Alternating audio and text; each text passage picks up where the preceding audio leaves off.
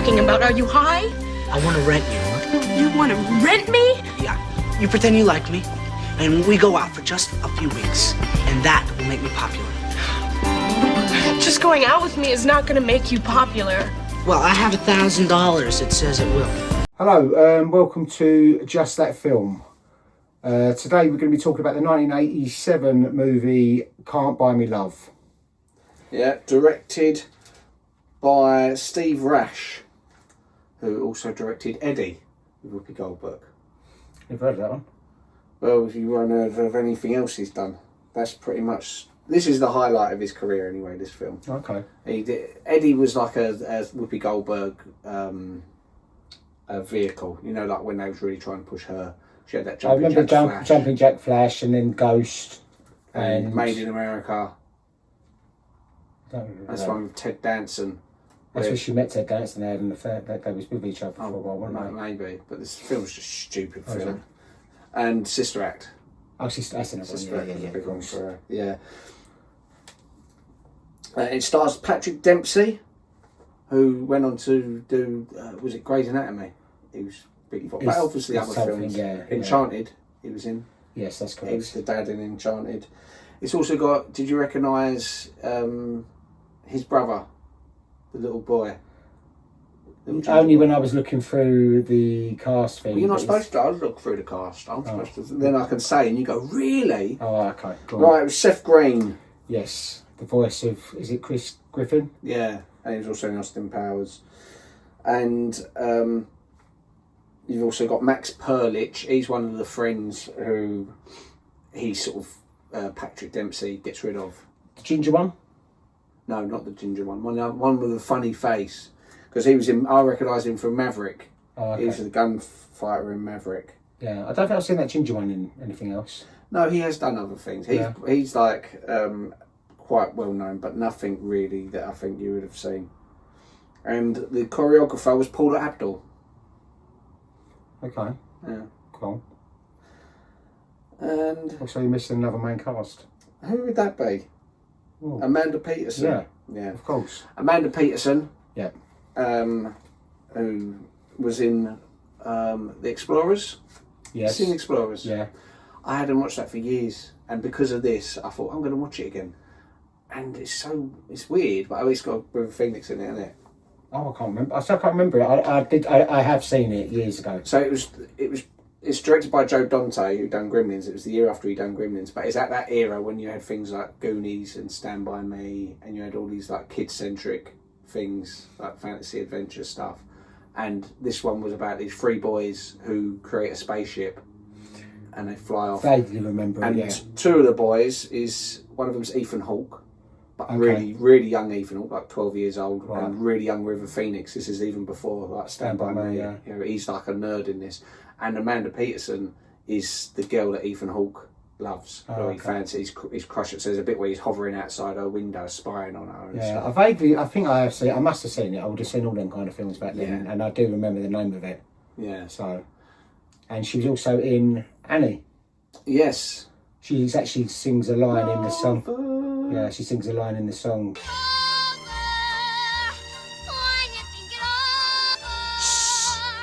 Yeah, but of course she had a very tragic life. Yeah. And death. She was born in 1971 in Colorado. Yeah.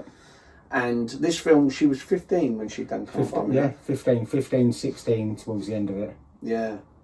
Which means when she done that Explorer, she would have been about 12, 13, something like that. So she was even younger. But it was about this time, Can't Buy Me Love, when she was 15, was when she was allegedly sexually assaulted.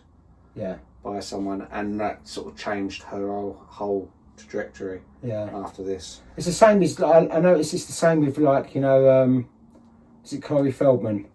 And Corey Haim. Corey Feldman and Corey Haim. Corey Haim, of course, is also. Corey Haim's one that died, isn't he? Yeah, that's right. That's the two Corys, and because they've been used by someone, and then their lives, they feel like they're worth nothing because they've just been.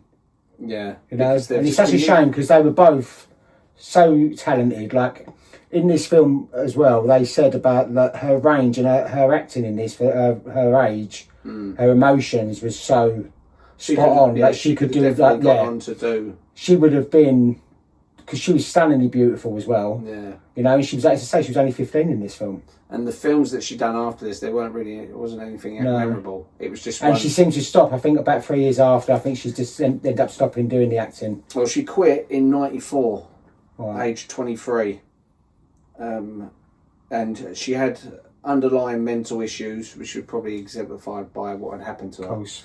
including bipolar. And between 2000 and 2012, she was arrested 5 times. Because if you see her when she's later life, I know. it's really sad. For a girl Really so sad. pretty to She was, and she was, she had every, like, that's what I'm saying. But then you look at like with like Corey Haim and all that. You look and you go, you had everything, but then someone has stolen that. One person or multiple people have stolen that from you. Someone has done something for their own selfish reasons, for their own gratification. They think I can do this, and I don't. And they basically, they might as well put a bullet to their head, because that's what they've done ultimately. Yeah. They've destroyed that person from the inside out, and then they just deteriorate. Because if you see like Amanda Peterson and Corey Haim towards the end of their lives, you look and you go, it's such a sad. I think the sad thing is there's sexual assault and crimes of that nature. They're not got nearly high enough sentences. There's not enough deterrence for people. No. They get people can go out and sexually assault someone, and they'll get a slap on the wrist because it's a first offence. Mm-hmm. You don't get that for murder, and it's practically the same thing. You've ruined that girl's life, and not only her life, but her loved ones who feel they blame themselves. What could I do? Because I think she's the youngest. I think I know she's got 2 siblings, a brother and a sister, and I think they was both older than her. So look at her little sister, who was, like, her career was going so well. She was in like Annie, and then she was in The Explorers, then Can't Buy Me, and then there's something changed in her apparently after this film, like when she was. And her family, you can't blame her family. It's not one of those families that's trying to capitalise off it, because her parents encouraged her to come back to Colorado. They're saying don't live in Hollywood. It's horrible. We've heard horrible things. And she used to commute. She'd go out there to shoot, and then she'd come home to Colorado, which is a world away from Hollywood. So they, even with her parents trying their best, because sometimes you think, well, the parents didn't give a shit. They just wanted to count the money. But from all accounts, it wasn't anything like that. No. So it's extra tragic. It is just really sad, because when you look at, knowing how her life ended up, and I think she died when she was about 41, 42. She was 43. Your age. There's no age at all, is it? To like, and for the possibilities that was stolen from her, and many more like her, and like Corey Haim. There's so many people that who might not even be in the public eye, that their lives are stolen because of someone else's sexual gratification. Yeah. That then they can forget about it and carry on and move on with their lives, but then that person's life's ruined. It's so sad, because in this film, she's got everything going for her. Yeah. Absolutely everything. And her acting is very good. She was, for 15, her emotions and all that, she was way above, he was 21. So she was way above her years in, her emotions for playing someone so young. And he had a bit of a crush on her as well, which he would have done, I suppose, really, because she was really beautiful. Yeah, but no, nothing happened. But I think that they got on really well, which is nice as well. No, but going back briefly, I don't want to dwell on it too much, but I see something today which was interesting. This pretty much summarises it. There's a bar in America what this woman set up, and what it was, she'd say to the male drinkers, if there's a girl in here you want me to spike her drink, you give me the money and I'll spike her drink. And they'd go, yeah, okay. And then what she'd do, she wouldn't spike their drink, she'd phone the police and they'd get nicked. So it's like a honey trap. Right, I was going to say, what's that? No, but it's good, because it was a honey trap. I was thinking, oh, well done her. And it was going on for quite a while until she'd done it to the district attorney's son. District attorney's son, who's gone like, yeah, spike that woman's drink for me. She's gone, right, reported him, rather than that he get charged by the police, because the police were happy with this. The police were coming and arresting these blokes for trying to basically sexually assault women before they could do it. She's doing a good cause, but because he was the DA's son, she's now been arrested. See, this is always the way. It's who you know. This world is so corrupt. When you start looking at things like this, and you look and think, as long as you toe the line, as long as you don't get anyone involved, it's like some people are untouchable because of who they are, or because of who their families are and their connections. It's like there's celebrities that get away with absolute murder and nothing will ever come out about them until probably 100 years' time when we're all long dead. Oh, which that you'll celebrities find you out. reckon? Well, I'm not going to say One's Tom with Hanks it. his name again. But people like that, you know, like... Yeah. I feel that there's things that's going on. There's something going on. I don't know exactly what. No, it's Hollywood. This is the thing. Hollywood has always will been known protect that. you. Like, and there's musicians. There's like Beyonce and all that. Like, there's things that there's something not right. I don't know. I don't know what exactly is what any people have done, but I know that people are protected, and sometimes they will chuck one celebrity under the bus to save the rest of them. Do you know what I mean? And it's just unfortunate when some people get in any position of power, then their true side comes out, and sometimes their true side is a monster. Yeah. And it just seems like they all Hollywood is notorious for covering its own back. But it's always been the same. Yeah. It's like Marilyn Monroe days, and even before that, was it that Fatty Arbuckle, wasn't it? Yeah. Who done some terrible things. He killed a woman. With a nice dildo. Yeah. It's like, you know, you think there's just some sick people out there, but I just like to think about karma, and I think, you know, one day, hopefully, you know, these people that are adored now will be, is it vilified? Is that the word? Yeah, you know, so one day they will look and they'll go, that's scumbag. Like the way we look at someone like Jimmy Savile and all that now. Well, that's it. Jimmy Savile, like that. in his lifetime, never got done. He got away with it. He died of... And they was throwing the flowers on his hearse as it was going past. How would you feel now? You think like you're... But then there was other ones, like a shit bomb or something. This is the thing, you'd want them to get caught in their lifetime. Course, yeah. People like Bob Harris, Gary Glitter, you know, but there's some people that are too high up. Yeah. They cover themselves even more. It's like all this. So she's been arrested now, this woman. Yeah. Because it was the but surely if it's in the public eye, and they'll go, well, how's this working out? How comes just because it's your son? Yeah. What is it? They say today's news is tomorrow's fish and chip paper. Exactly. People will forget about it tomorrow. Exactly. Anyway, back to the film. But yeah, on that happy note, Amanda Peterson, I think her talent was beyond her years, especially and what I like about this film is do you want to tell the story quickly? Yeah, like the story is about a boy who hires this the popular girl at school, like the sort of head cheerleader. Gives her $1,000. Yeah, gives her $1,000 because she ruins her mum's suede suit in a party and she has to replace it, and it's $1,000. And it's he was going to buy a telescope, but he decides, he goes, "Look, I'll give you $1,000. Pretend you're my girlfriend for a couple of months." That's or a month, and then so to make me popular. Anyway, so then that's the premise of the story, and then slowly you start seeing that there's a bond between them, and there's a lot more to her than like all the hair and makeup and clothes and the popularity. There's like she's got a deeper side as well, and you know, like the poetry and stuff. Yeah. And she starts falling for him, and then he gets the popularity. He starts turning into a dickhead. And it's all just it all comes. Which is like what we was just talking about. Yeah. When people get in that position of power, they start acting like a dick. Yeah. Now, what I like about this film compared to almost all the other, I love all these like teen comedy, John Hughes types. This is very 80s, isn't it? Yeah. Like the makeover and that kind of stuff. It's all that. Yeah. I think what makes this different from others, though, why this one works so well, is because it starts off one thing, which you're following him. All the way, you're following him thinking, I wonder if this is going to work for him. I wonder if she'll expose him. You assume she is going to be the side character all the way through, that she's just like this girl who's sort of only doing it for the money or whatever. And there's that one moment when he says, so how are we going to do this kind of thing? And you see she really likes him. And he says, how are we going to do this breakup tomorrow? And it's crushing her. You see it crushes her in her face. And what happens after that point, you're no longer on his journey. Now you're on her journey. Yeah. There's something really important we need to discuss. I was wondering when you'd bring this up. I'm new at all this. We're gonna have to rely on your experience. Well, let's just do it naturally. You know, with no planning. How do we do it? Our official breaking up tomorrow.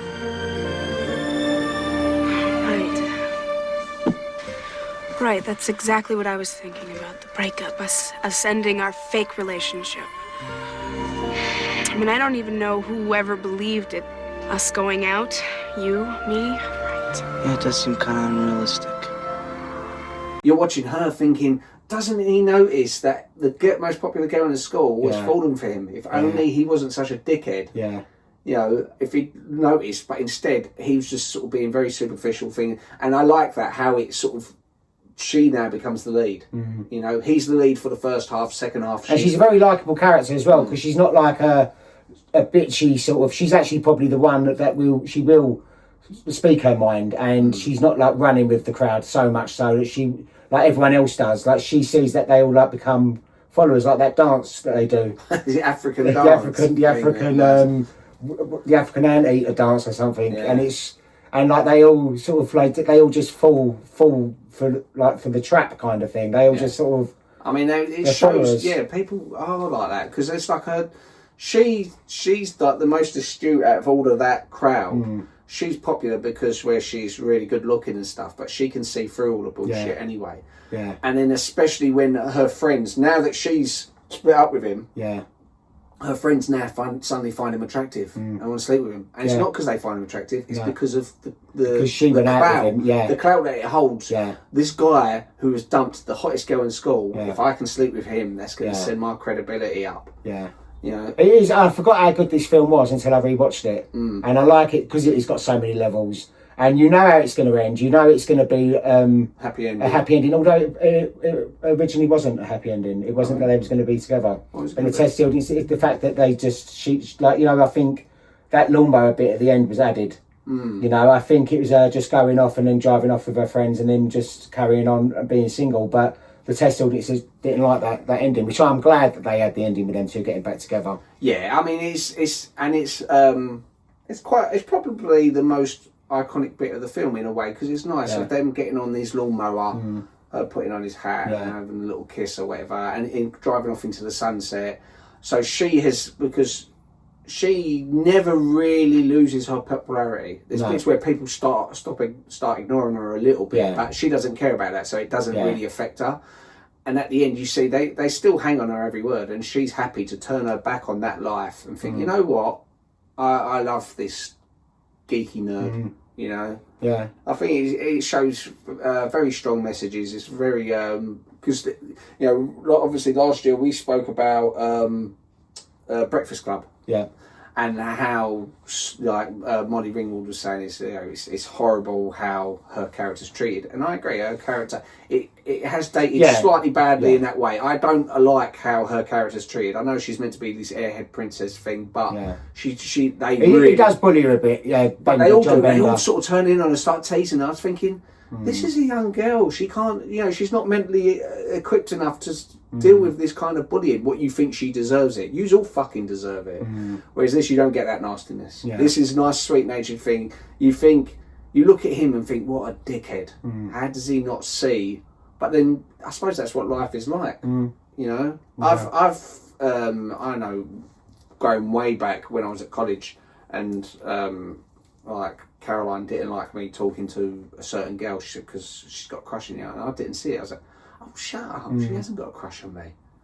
And then the girl made a move on me. I was like, oh, yeah. So okay. I'm like that. I can talk to, and I'm not seeing like a bit blinkered with stuff, and I could be chatting to someone, and it's completely innocent on my point, and then it might not be the case, like so. And that's why I've got myself in situations before. I think that also works. What shows why this film works, because neither of us are sort of big-headed, egotistical people. Think, oh, we're all that. We're attracted to people. So I think that's partly why you don't notice if someone is attracted to you. You don't see it because you don't think. You just think people are being friendly. Yeah, exactly. And I think with this boy, with his character in Can't Buy Me Love, it's believable that he doesn't see that she's attracted to him because he probably doesn't. He wouldn't even believe that there's 1 second that she would be because he's been obsessed with her all these years. He thinks he's looked at her from afar. Yeah, he thinks this is just a great act that she's put on. He's going, I'm so grateful you've done such a good act, and now he's enjoying that, thinking she's done her part. I'm not hurting her acting like this. She doesn't care. Yeah, she didn't intend to fall in love with him. Yeah, so it is very believable that it would be like that. I think it sort of gets lost by the wayside sometimes. This film, I do. I think it does because it should be a lot higher in people's it should be like up there with the John Hughes films. Yeah, I think that it is. It's well known. It's well known by a lot of people, but I feel that it should be more well known. Oh yeah, definitely. The original title for this film was Boy Rents Girl, which... that's a bit sordid. Yeah, I prefer Can't Buy Me Love. Well, they changed it because they couldn't believe they actually got the rights to the Can't Buy... Because at the time, no one could get rights to any Beatles song. You'll very rarely find a Beatles song in things. In fact, even... We were talking about this when we've done... was it Pleasantville? At the end of that, it's got Across the Universe, but it's not the Beatles. It's Fiona Apple. Yeah.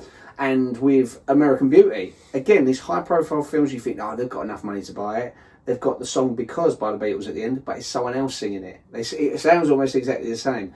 So for such a low budget, mid-80s How much? Do you know how much it costs to get the rights? Well, it's usually down to whether the...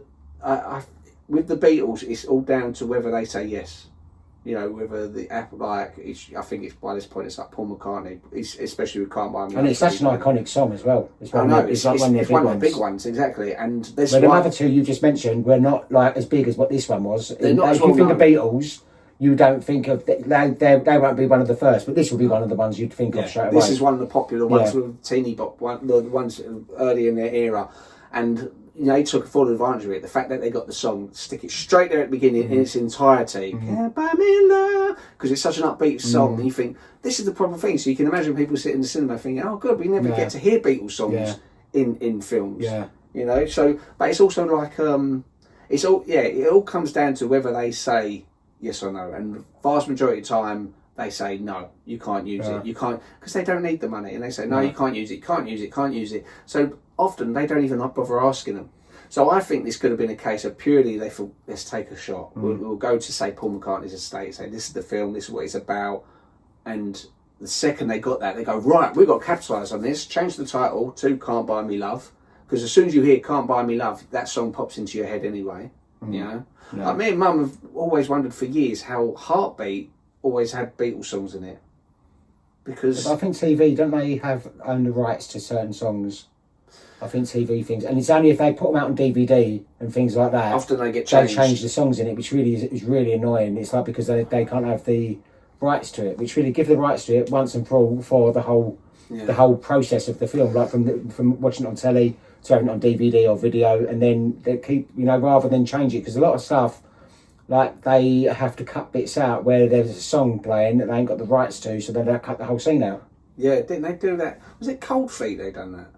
Cold Feet, they done a song. It was Shoulda, Woulda, Coulda. Yeah, which worked really well. And when the car crashed into her. But then when I watched it on the DVD, it was a different song. Smack but it was stuck.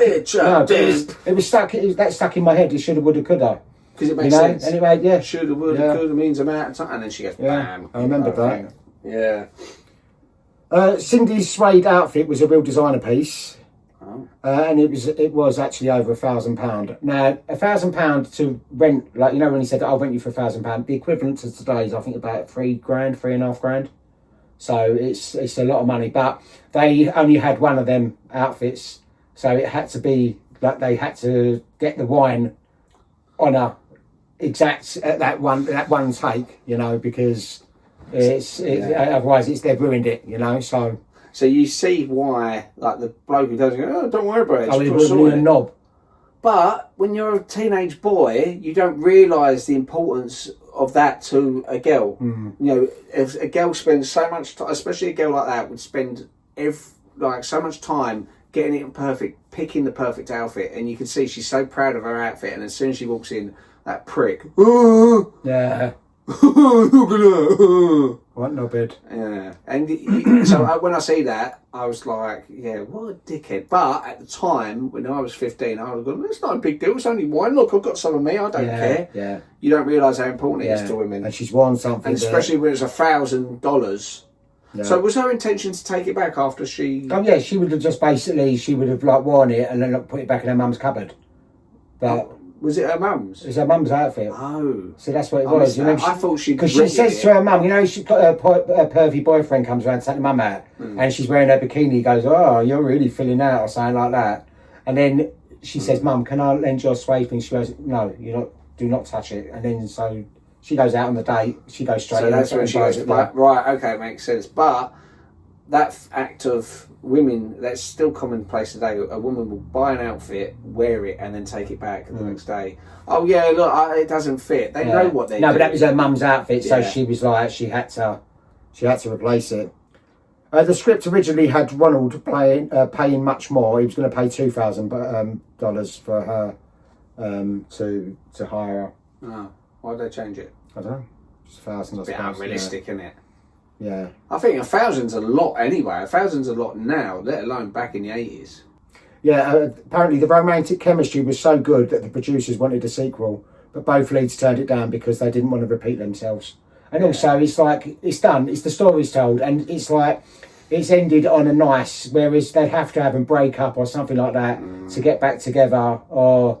Yeah, I know. This is the thing that gets on my nerves about the Bridget Jones sequels, because I really like Bridget Jones's Diary. Mum will stick up for the sequels. Yeah, they're okay. I said, yeah, but what's the point of okay, Mum? You know, you don't read Hansel and Gretel and go, oh, well, I hope they do another one. Why? The witch is dead.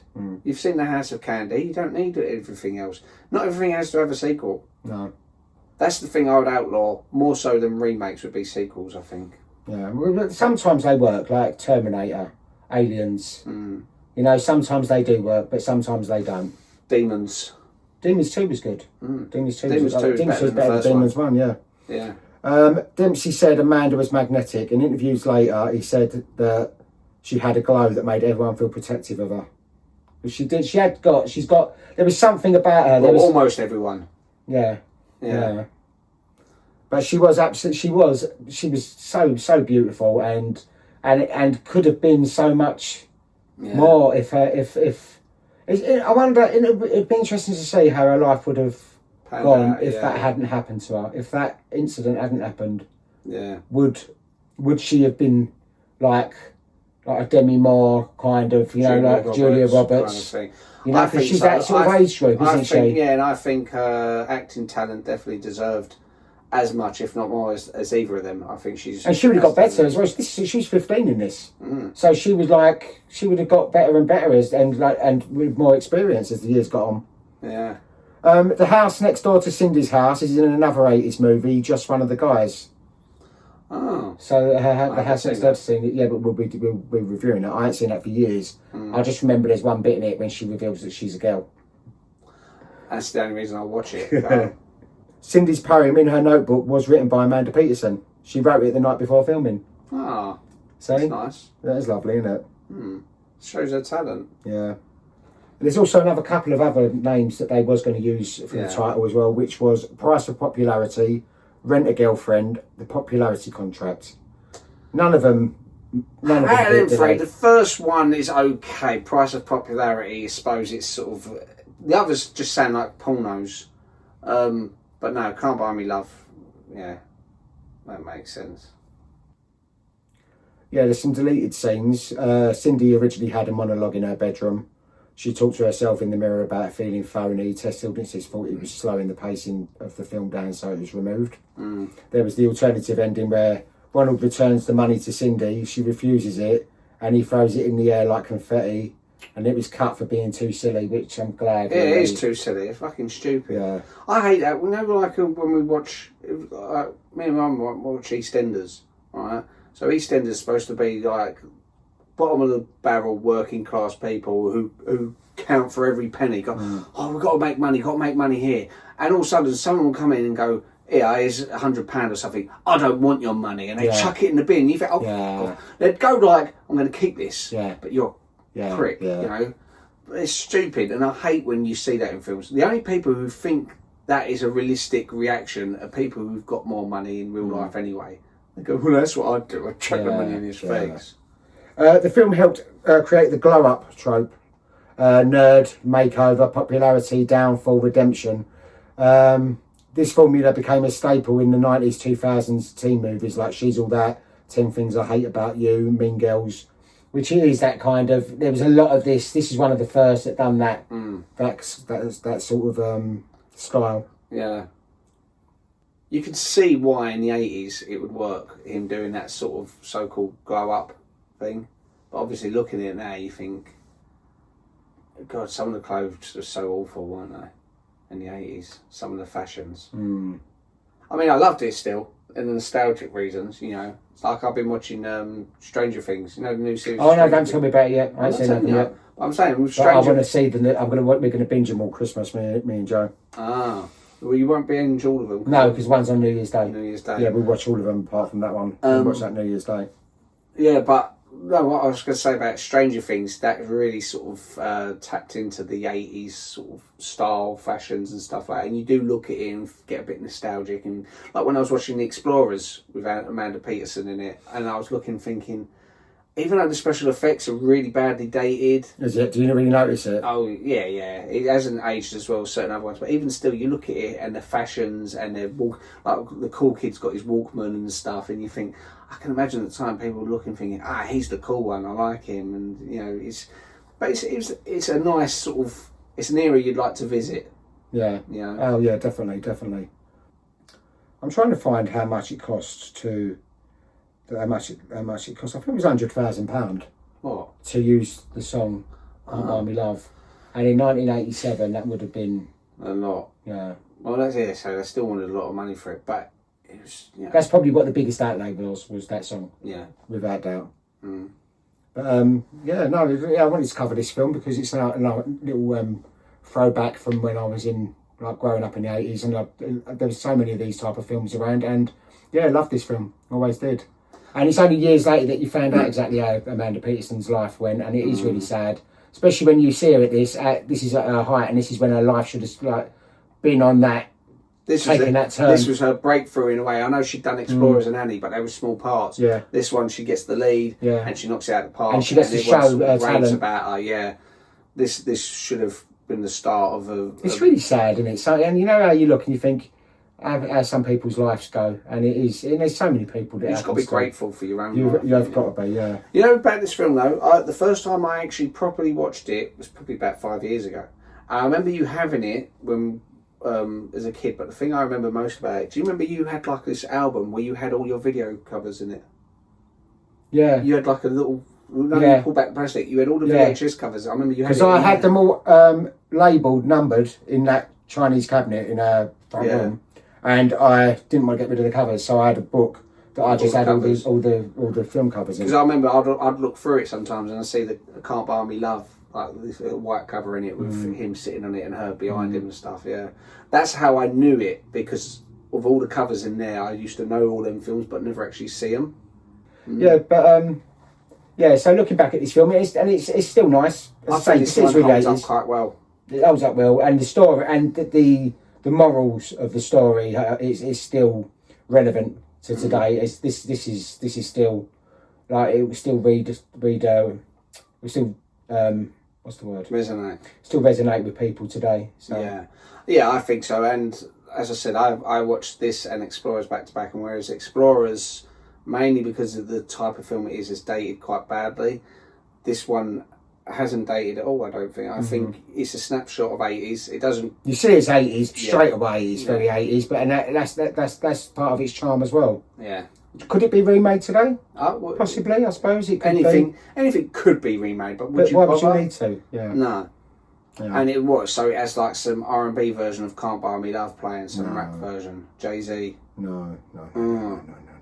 Ronald Miller paid me $1,000 to pretend I liked him.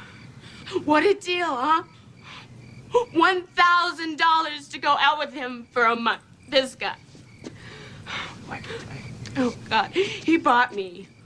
And he bought all of you.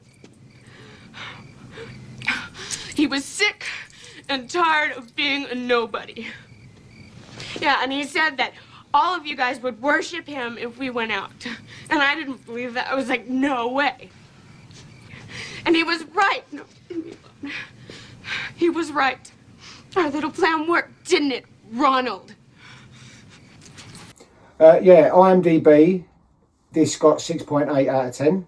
I think it should be higher than that. Yeah. I'd put it early 7.2, I'd say. Because, it's not going to win any sort of Academy Awards, but it deserves a lot more respect than that because it doesn't drag. No. It gets to the point and it's entertaining all the way through it. Rotten Tomatoes, it got 48% by the critics, which I think is a bit unfair. Yeah. and 74% by the audience. Now I thought that would have been a bit higher. Yeah. Because it's 74% ain't bad. At the time this film came out, 1987, that's towards the end of all this era of the teen romantic, teen comedy things, John Hughes era, and there's a thing called the fatigue. So you have that genre fatigue. So, say like in the 90s, you had all the disaster movies, Independence Day, Earthquake, Volcano. In the end, they started making less money and people started going, not reacting as well, because, I've had this, I've watched enough of these, I want something different. You know, superhero fatigue's kicking in now, so superhero films aren't as well liked as they have been for the last 10 years or whatever. Yeah. You know, it's just what happens. Yeah. Westerns used to be huge. Musicals, they have their time. So I think it's partly because it's on the end of that cusp. So there had been so much competition at the time. What other ones were out that year? Do you know? 1987. 87. I think it's quite a big year for a lot of films. Like there would have been, is it like Weird Science would have been out around about that time? Oh no, 86 I think that was. Yeah. So it was all like, maybe Pretty in Pink. Might have been 87. Adventures in Babysitting. Adventures in Babysitting, now another classic. Some Kind of Wonderful. Yeah, another good one. Teen Wolf 2. I don't know that. I remember Teen Wolf. Yeah. Zombie High. My Best Friend is a Vampire. Two Girls in a Cup. No, what do you think? No, Lost Boys. I say Lost Boys. Lost Boys took a different angle though because it was vampire. So but still good. Still good. Yeah. But that's what I'm saying, because it wasn't doing like a normal sort of teen comedy romance. It was like the vampire aspect of it. People probably were more favourable towards it. Whereas this, as I said, by this point, people have watched most of John Hughes films and other things and. What was the one you were saying about where she gets her boobs out? She's just one of the guys. Just one of the guys. All that stuff, Mannequin. You know, it's all been done by that point. So this is why. But there was loads of it, and it's nice because they're all good films. They've all got their something about them, you know. So they're all watchable still, and they've got a good story. They usually had quite good stories as well back then. And there's like classic actors in them that you remember from growing up, like childhood. Yeah, so it is. But nice, some of them I think date worse than others. I think this one is what holds up. That's the irony of it. It's got this bad. I'm glad it does as well, because it's nice for people to revisit and to look at and go, oh yeah, it's a nice film. It's definitely worth watching. I'd recommend it. So this was just that film. Yeah, and for the budget, it was $1.7 to $1.8 million dollars. And it made $31.6 million in the box office. That's a good return there. So that's not bad, good return. Yeah, so... And 1.8, 1.7. So it must have been, so the Beatles really wouldn't have cost, even if the Beatles cost them $1 million, that would have been $1 million, would it? No, I think probably about 100,000. Yeah. It's a lot for a song anyway, but I think it got back the money it deserved to get back. I felt the critical response was probably just the fatigue. That's what I'd like to say for it. But yeah, really good film. So, so thanks for watching us. If you want to email us with any film suggestions, it's justthatfilm@gmail.com. And follow us on Insta, TikTok, YouTube, which is where you get the visuals and stuff. And press like and subscribe. Like, subscribe and share, please. And comment. Yep. Leave comments and we will respond to them. Yes. Because we don't get many comments, so why wouldn't we respond to them? Right, go on. So what's your... Well, I thought about... recently, we lost Peter Green, the actor Peter Green, who you'd know from Pulp Fiction. No, Zed. Okay. The cop who rapes Ving Rhames in front of Bruce Willis. He was also in The Mask. Yeah. He was the main villain in The Mask. And the other film which I've picked for next week is The Usual Suspects. Okay. Where he's got part in The Usual Suspects is a Haven't we done that? I've got a feeling we've done that. No. Are you sure we've not done Usual Suspects? Yeah. Are you sure it won't? Because I posted a video about how it lines up with that Celine Dion song. It's all coming back to me. Yeah, there was something. Yeah, that's right. Yeah, I you did posted do a something film. like that, yeah, because... But I did watch the film, because I've never really watched the film. And I watched the film, and... Because I knew... The thing is, as well, I know there's certain bits that I knew before I'd even started watching it, when things get ruined for you, but... Yeah, I do remember... Well, it's parodied in Scary Movie as well. Yeah. Yeah. But, I felt because we're we've lost Peter Green. It'd be nice to sort of Okay. pick one of his best films. Oh, nice I one. think it's Usual Suspects, which I loved in the 90s. I remember, you know what done, you know, to the person's credit, when I was in secondary school, so this is before you really had the internet, there was a boy in my class called Rory. I'll name tag him because, you know, he done the right thing. He used to say to me, "You like films? Have you watched Usual Suspects?" I went, "No, I haven't watched it." He goes, watch it. But he never once said anything to spoil it. He never even hinted. Because then someone goes, "Oh, there's a good twist." It's like, don't tell me that. Yeah, Because straight away, I know. So this is like a 15-year-old boy knew not to spoil things. He was going, "Just watch it, Charlie. I want to know what you think of it." And I didn't watch it until You're quite good with that. You do that. I try not to spoil things for people. Yeah. But yeah. But all good. Okay. So yeah, follow us and we'll meet up with us next time, and we'll be doing the Usual Suspects. Yeah. You know, considering we haven't done it yet. We haven't. We haven't done it yet. Yeah. Okay. Like, subscribe, and share, and we will catch up with you next week. See you later. Bye bye. Cools, nerds, your side, my side. Man, it's all bullshit. It's just tough enough to be yourself.